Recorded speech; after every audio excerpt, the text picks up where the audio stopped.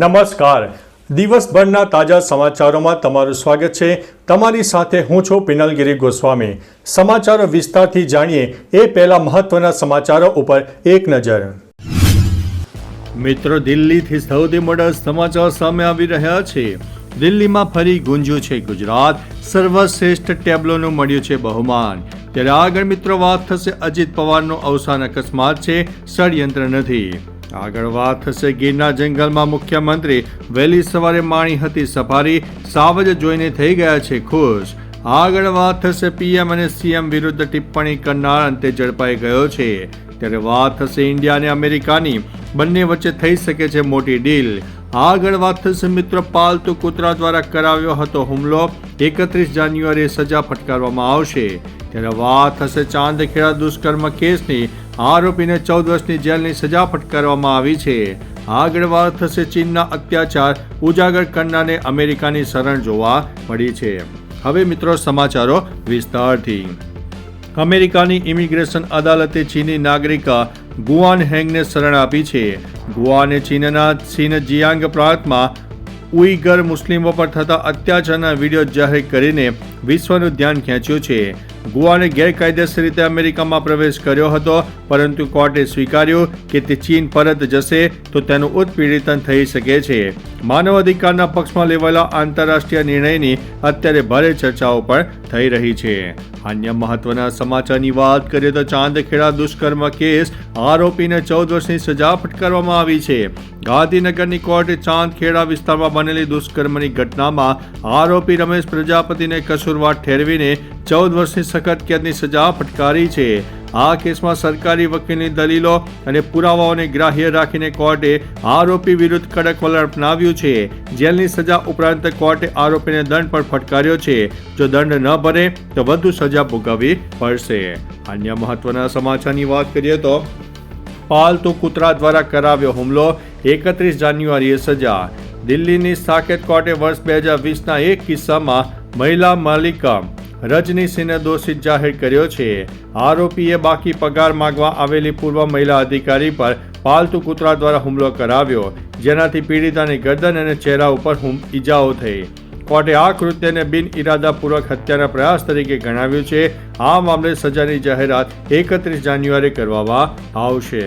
અન્ય મહત્વના સમાચારની વાત કરીએ તો ભારત અને અમેરિકા વચ્ચે થઈ શકે છે મોટી ડીલ.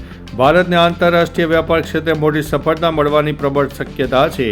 EU સાથેના FTA બાદ હવે ભારત અને અમેરિકા વચ્ચે ચાલી રહેલી વ્યાપાર મંત્રણામાં પણ નોંધપાત્ર પ્રગતિ થઈ શકે છે. મળતી માહિતી મુજબ બંને દેશો વચ્ચે ટૂંક સમયમાં જ મહત્વપૂર્ણ ડીલ થઈ શકે છે. ઇન્ડિયા અને EU વાટાઘાટો દરમિયાન પણ ભારતીય અધિકારીઓ સતત અમેરિકન અધિકારીઓના સંપર્કમાં હતા અને ભારત આ અંગે સકારાત્મક પરિણામ માટે ખૂબ જ આશાવાદી છે. અન્ય મહત્વના સમાચારની વાત કરીએ તો પીએમ અને સીએમ વિરુદ્ધ ટિપ્પણી કરનાર ઝડપાયો છે. પીએમ મોદી અને સીએમ યોગી વિરુદ્ધ સોશિયલ મીડિયા પર વાંધાજનક પોસ્ટ કરનાર 23 વર્ષીય યુવકની પોલીસે ધરપકડ કરી છે. આરોપીનો એક વિડીયો વાયરલ થયો હતો, જેમાં તે પીએમ અને સીએમ વિરુદ્ધ અભદ્ર ટિપ્પણી કરતો જોવા મળ્યો. સાયબર સેલ અને સ્થાનિક પોલીસે તપાસ બાદ ત્વરિત કાર્યવાહી કરીને આરોપીને જેલ ભેગો કર્યો છે. જાહેર શાંતિ ભંગ કરવા બદલ અને નેતાઓનું અપમાન કરવા બદલ કાયદેસરની કાર્યવાહી શરૂ કરવામાં આવી છે. અન્ય મહત્વના સમાચારની વાત કરીએ તો ગીરના જંગલમાં મુખ્યમંત્રી વહેલી સવારે માણી સફારી, સાવજ જોઈને થયા હતા ખુશ. મુખ્યમંત્રી ભૂપેન્દ્રભાઈ પટેલે વહેલી સવારે ગીરના જંગલની મુલાકાત લીધી અને જંગલ સફારીનો આનંદ માણ્યો. સીએમ પટેલે ટ્વીટ કરીને પોતાના અનુભવને અવિસ્મરણીય ગણાવ્યો હતો. તેમણે ગીરના રમણીય પ્રાકૃતિક સૌંદર્ય, સ્વચ્છ હવા અને ગુજરાતની શાન સમાન સાવજના દર્શન કરીને ખુશી વ્યક્ત કરી. મુખ્યમંત્રીએ ગીરની સવારને અદ્ભુત ગણાવીને પ્રકૃતિના ખોળે વિતાવેલી પળોને યાદગાર પણ ગણાવી હતી.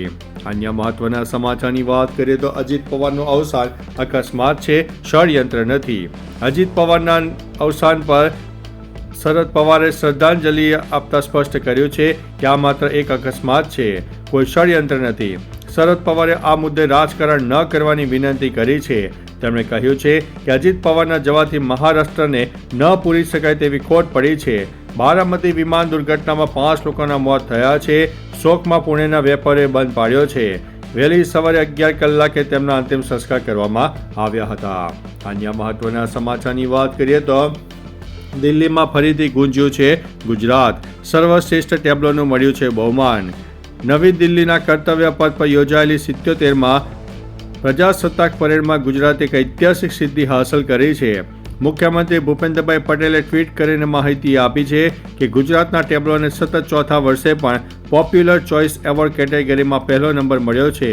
આ વર્ષે ગુજરાતના ટેબ્લોની થીમ સ્વતંત્રતા કા મંત્ર વંદે માતરમ હતી, જેમાં રાજ્યના સ્વાતંત્ર્ય વીરોના યોગદાનને પણ દર્શાવવામાં આવ્યું હતું. તો ચાલો મિત્રો, ફરીથી દેશ અને દુનિયાના સુપરફાસ્ટ સમાચાર લઈને મળતા રહીશું. ત્યાં સુધી અમને રજા આપશો. નમસ્તે.